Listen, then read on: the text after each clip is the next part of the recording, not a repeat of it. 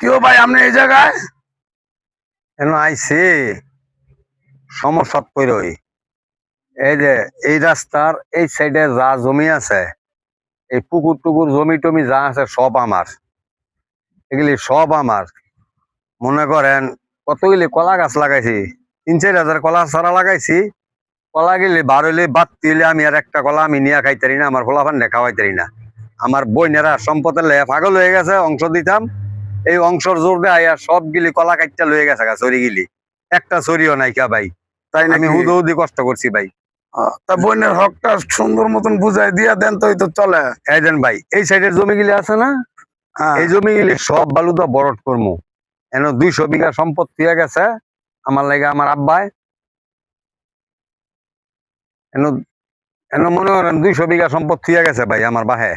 মাশাআল্লাহ, অনেক সম্পদ। এই 200 বিঘা সম্পদের তেনে আমরা 5টা বইন, আমি একলা ভাই। আমার আর ভাই নেই, 5টা বইন আছে। এক বইনের নিয়ত করছি 200 বিঘার তেনে 5 শতাংশ করে জায়গা দিয়ে দেবো। তো সুন্দর মতন জায়গাটা বন্টন করে দিয়ে দেন। আপনার বোন কটা? 5টা। তাহলে সুন্দর মতো এত জায়গা আপনার ভাবে থুয়ে গেছে, তাহলে দিয়ে দেন, বুঝাই দিয়ে দেন। না, আমি নিয়ত করছি ভাই 5 শতাংশ করে হ্যাঁ দিয়ে দেবো।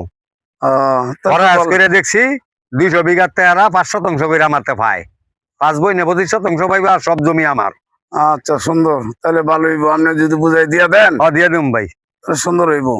দোয়া করেন আপনারা, সবার কাছে দোয়া চাই। আমার বইনে গই সম্পদ আমি বুঝাই দিয়া মরতাল লই আমি, আলহামদুলিল্লাহ। বাস, সুন্দর সুন্দর কথা কইছেন। আপনার ভিতরে বিচার আছে, দেখা যায়।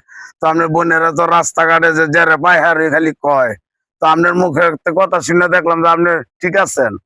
আপনি তো দেওয়ার লাগে ইচ্ছুক। সব সম্পদ দিয়ে দিব ভাই, হিসাব করে। আমি যে দূর পরে আছে পাই, আমি পরে আছে পাইলেও মনে করেন 5 শতাংশ বেশি দিতাম না এক বোনের। ওকে, তাহলে আল্লাহ হাফেজ ভাই।